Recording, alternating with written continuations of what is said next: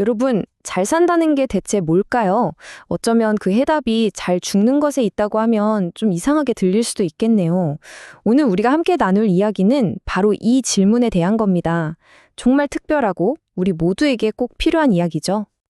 자, 다시 한번 진지하게 스스로에게 물어볼까요? 좋은 삶이란 과연 뭘까? 이 질문 우리 살면서 한 번쯤은 다들 해보잖아요. 그쵸? 보통 딱 떠오르는 것들이 있죠. 돈도 좀 많았으면 좋겠고, 당연히 건강해야 하고, 사회적으로도 인정받고, 아마 대부분 비슷할 거예요. 그런데 말이죠. 오늘 우리가 주목할 김용환 박사님은 정말 뭐랄까 좀 파격적인 대답을 내놓습니다. 바로 이거예요. 잘 사는 건 잘 죽는 거다. 아니, 잘 살기도 바쁜데 갑자기 웬 죽음 이야기냐 싶으시죠? 이게 바로 오늘 이야기의 핵심입니다. 네, 첫 번째 이야기, 잘 살기 위해 잘 죽어야 한다, 입니다. 그럼 이 깊은 총찰이 과연 어디서 나왔느냐? 바로 가정의학과 전문의이신 김여한 박사님의 아주 특별한 경험에서부터 시작됩니다. 이분이 무려 7년 동안 호스피스 병동에서 일하셨어요. 사실 우리 대부분은 생각하는 것만으로도 좀 두렵고 웬만하면 피하고 싶은 곳이잖아요. 그러니까 이분의 통찰은 그냥 책상에서 나온 이론이 아니라는 거죠. 삶과 죽음이 정말 가장 가까이에서 부딪히는 그 최전선에서 직접 몸으로 겪고 느낀 이야기입니다. 1000이라는 숫자입니다. 잠시 이 숫자를 한번 보세요. 어떤 느낌이 드세요? 상당한 무게감이 느껴지지 않나요? 이게 바로 김 박사님이 직접 서명한 사망진단서의 숫자입니다. 1000번의 마지막을 지켜본 거죠. 그런데 놀라운 건 박사님은 이 1000번의 죽음을 보면서 오히려 삶에 대해 그 어떤 때보다 깊이 배우게 됐다고 말한다는 점이에요. 정말 역설적이지 않나요? 자, 두 번째 이야기, 인생이라는 여행 가방입니다. 도대체 1000번의 죽음에서 뭘 받길래 삶을 배웠다는 걸까요? 바로 이 비유 하나를 이해하면 그 실마리가 풀립니다. 김 박사님의 관점을 완전히 뒤바꿔 놓은 아주 중요한 비유예요. 바로 소설가 박완서님의 글에서 나온 인생이라는 여행 가방이라는 비유인데요. 이런 거예요. 우리 몸이 하나의 여행 가방인 거죠. 평생을 살면서 그 안에 여러 가지를 채워 넣는 거예요. 그리고 죽음의 순간 그 가방이 탁 하고 열리면서 내가 평생 뭘 담아왔는지가 모든 사람 앞에 공개된다는 겁니다. 와, 정말 기가 막힌 비유 아닌가요? 그러니까 핵심은 이거예요. 김 박사님은 그냥 1000명의 죽음을 지켜본 게 아니었던 겁니다. 1000개의 인생 여행 가방이 열리는 그 마지막 순간을 함께한 거죠. 어떠세요? 이렇게 생각하니까 아까 그 숫자 1000이 완전히 다르게 느껴지지 않으세요? 관점이 죽음 그 자체가 아니라 그 사람이 평생 동안 뭘 채워왔는지, 즉 삶의 내용물로 확 바뀌는 순간입니다. 세 번째, 가장 아름다웠던 가방 이야기입니다. 그렇다면 그 1000개의 가방 중에 김 박사님의 기억에 가장 아름답게 남은 가방은 과연 어떤 모습이었을까요? 한번 들어보시죠. 바로 옥순 할머니의 이야기입니다. 여기 보시면 정말 할머니의 삶이 순탄치 않았다는 걸 알 수 있죠.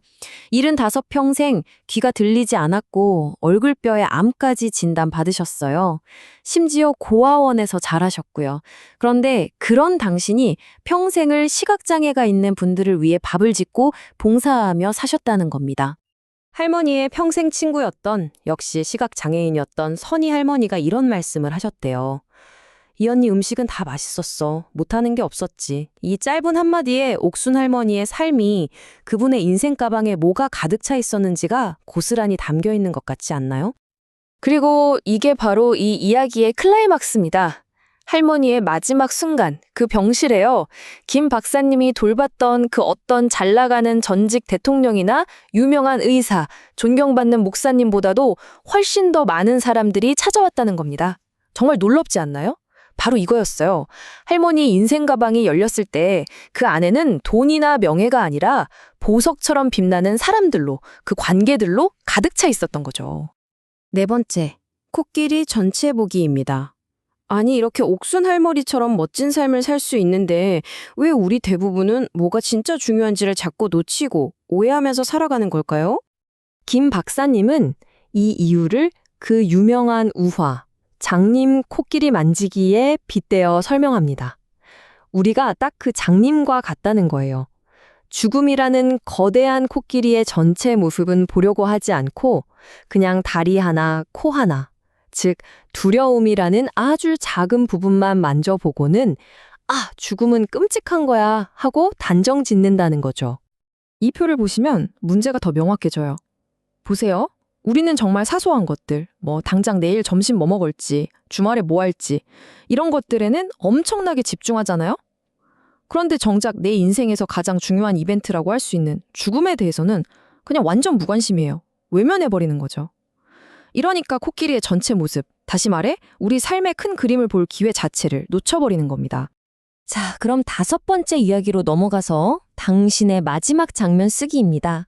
그럼 도대체 어떻게 해야 이 코끼리 전체를 제대로 보고 좀 더 의미 있는 삶을 살 수 있을까요? 그 힌트가 바로 내 인생의 마지막 장면을 내가 직접 쓴다는 생각이 있습니다.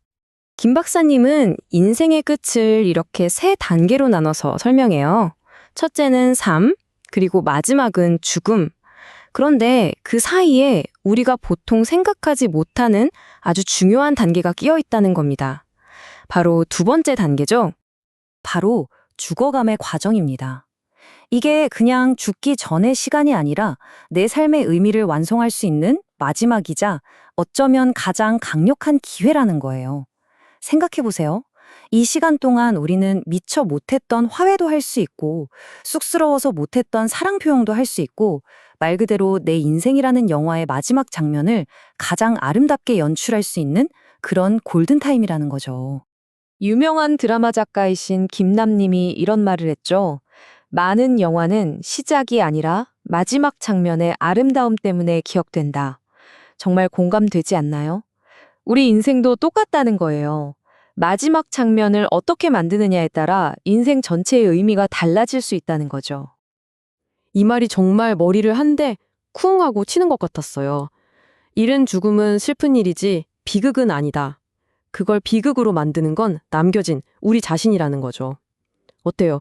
슬픔과 비극은 완전히 다른 거잖아요. 그 마지막을 어떻게 받아들이고 의미를 부여할지는 결국 우리의 선택에 달렸다는 아주 강력한 메시지입니다. 자, 그럼 오늘 이야기의 결론입니다. 우리가 여기서 꼭 기억해야 할 건 뭘까요? 바로 우리의 마지막 장면은 정해진 운명이 아니라는 겁니다. 그건 그냥 우리가 오늘 하루, 지금 이 순간을 어떻게 살아가느냐에 대한 결과물일 뿐이에요. 결국 좋은 죽음, 좋은 마무리는 저절로 오는 게 아니라 지금의 내가 매일매일 만들어가는 거라는 거죠. 마지막으로 이 질문을 여러분 자신에게 한번 던져보셨으면 좋겠습니다. 언젠가 당신의 마지막 장면이 찾아왔을 때 그 장면은 당신이 살아온 삶에 대해 뭐라고 이야기해 줄까요? 그리고 더 중요하게는 바로 그 장면을 위해서 오늘 당신은 무엇을 당신의 인생 가방에 채워 넣으시겠습니까?